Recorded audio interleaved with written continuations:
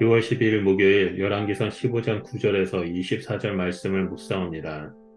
아사는 여로보암 제20년에 유다의 세 번째 왕이 되어 예루살렘을 다스렸습니다. 통치 기간은 41년으로 므낫세와 우시아에 이어 세 번째로 오랜 기간을 통치했습니다. 그의 어머니로 소개된 마아가는 실제로 압살롬의 손녀로서 아사의 할머니입니다. 부친 아비암이 등국 3년 만에 죽었고 아사의 통치 기간이 41년인 점을 생각하면 어릴 때 왕의 할머니인 마아가가 섭정했을 것입니다.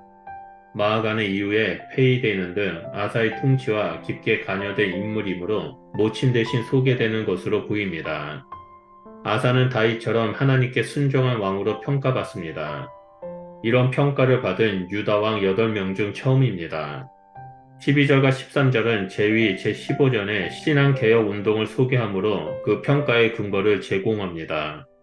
동시에 우상숭배 근절과 하나님을 향한 순종이 여호와의 눈에 정직한 일임을 11절에서 알립니다. 신앙개혁이 있기까지 하나님의 큰 섭리가 있었습니다. 개혁은 전쟁에서의 승리, 선지자를 통한 하나님의 격려, 북쪽 백성의 유익 등 고무된 상황 속에서 아사와 백성이 하나님과 언약을 갱신하면서 일어났습니다. 첫째, 아사는 남색하는 자를 유다 땅에서 쫓아냈습니다. 남색하는 자는 가나안 족속이 섬기는 우상 신전에서 예배 의식을 따라 매음하는 자들로 아사가 이들을 쫓아낸 것은 큰 성과입니다. 둘째, 아사는 그의 선조들이 만든 우상들을 모두 없앴습니다. 아사는 선왕들과 달리 우상이 예배의 대상이 아님을 각인하고 백성으로 하여금 하나님을 찾게 했습니다. 셋째, 아사는 친조모를 처벌할 만큼 아사의 신앙 개혁 의지가 단호했습니다. 아사는 친조모가 만든 우상을 잘라 기돈 시냇가에 불태웠습니다. 한편 14절에 아사가 산당을 제거하지 않았다라는 설명은 긴장을 자아냅니다. 하지만 역대하 14장 3절과 5절을 보면 아사가 산당을 제거했다는 기록도 있습니다. 이를 볼 때 14절은 아사가 산당을 완전히 제거하지 못했음을 뜻합니다. 산당 문제는 여전히 남았지만 아사의 마음은 평생 여호와와 온전한 관계를 유지했습니다. 아비암은 부친의 전처를 따라 죄를 지었으나 아사는 부친 아비암의 죄를 쫓지 않았습니다. 아비암은 도리어 부친과 자신이 송별한 전쟁 전리품인 은, 금, 기명들을 여호와의 성전에 바침으로써 하나님께 헌신했습니다. 이 일은 이후에 소개되는 사건의 복선이기도 합니다. 하나님을 의지했던 아사는 군사적 위기를 맞아 아람의 벳하닷을 의지하는 죄를 짓습니다. 분열 왕국 이래 르호보암과 아비담 그리고 여로보암 사이에 전쟁이 있었듯 아사와 바하사 간의 충돌이 계속되었습니다. 아사의 통치 제16년에 바하사가 유다를 공격하여 예루살렘 북쪽 8km인 바하사까지 남하했습니다. 그것을 요새화하고 국경으로 만들어 백성의 유출을 차단하고 예루살렘을 공략하려는 전략입니다. 예루살렘 코앞까지 밀어닥친 바하사의 침략으로 아사는 큰 위협을 느낍니다. 그는 얼마 전에 세라와의 전쟁에서 하나님을 의지하여 승리했으나 이번에는 하나님을 찾는 대신 다메섹의 아람 왕 베하닷 1세를 찾는 어리석음을 보입니다.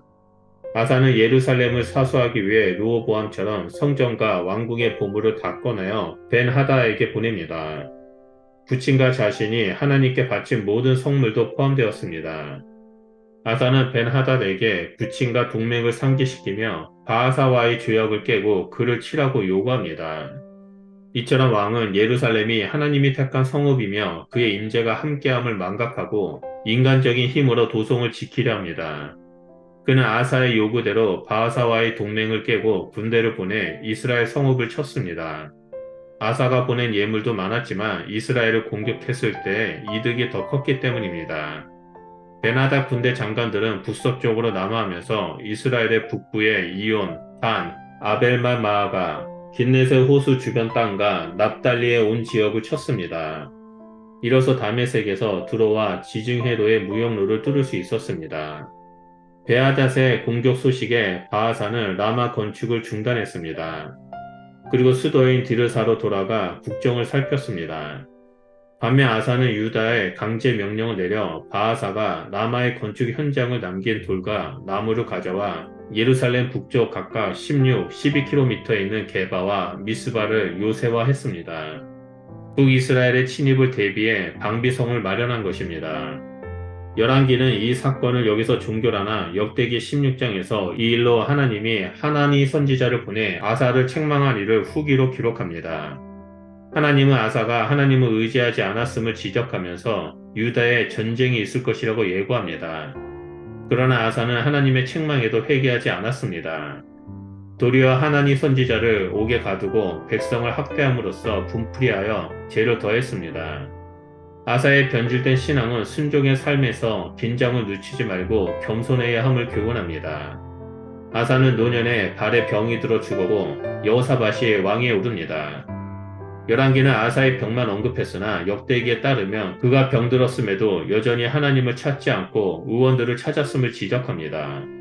아사의 삶은 이처럼 아쉽게도 순종에서 불순종으로 끝납니다. 이는 열왕기 청중과 현대 독자에게 각자를 돌아보게 하며 겸손히 하나님만 찾는 삶을 권유합니다. 아사가 모든 일에 다 하나님 보시기에 잘한 것은 아니지만 하나님은 그의 삶을 다윗과 같이 정직하고 일평생 여호와 앞에서 온전히 행했다라고 평가하십니다. 다윗에게 밧세바 사건이라는 오점이 있듯이 일평생 여호와께 온전했던 아사 역시 넘지 못하는 유혹이 있었습니다. 그것은 산당을 철거하지 못한 것과 하나님을 의지하지 못하고 베나닥과 타협한 것입니다. 우리의 인생의 길은 아사처럼 인간의 힘으로 감당하지 못할 폭풍이 몰아오는 경우가 있습니다. 그럴수록 우리는 더욱더 겸손하게 하나님을 찾고 의지해야 한다는 것을 아사의 삶을 통해서 배울 수 있습니다. 우리의 삶 가운데 순조로운 길을 맞이하든 고난의 길을 맞이하든 우리는 늘 하나님 앞에 서 있는 자가 되어 하나님과 동행하는 삶을 살아야 합니다. 이른 아침에 말씀을 묵상하시는 우리 성도님들은 늘 하나님을 찾고 의지하며 동행하는 하루를 사시길 축복합니다. 만왕의 왕이자 우리 아버지 되신 하나님께서 우리와 함께 하실 것입니다. 기도하겠습니다. 하나님, 우리가 이 땅에서 살아갈 때 하나님이 보시기에 온전히 행하는 그리스도인이 되길 소원합니다. 하나님, 우리가 다윗처럼 하나님 마음에 합한 자가 되어 하나님 앞에서 온전히 행하고 믿음의 길을 굳건히 걸어가는 자가 될 수 있도록 성령 하나님 우리 가운데 자정하여 주시고 다스려 주시옵소서. 그래서 어떠한 폭풍이 우리에게 다가온다 할지라도 늘 하나님만을 의지하며 이겨내는 주의 백성이 될 수 있도록 역사하여 주시옵소서. 우리와 함께 해주심을 감사드리며 예수 그리스도의 이름으로 기도드립니다. 아멘.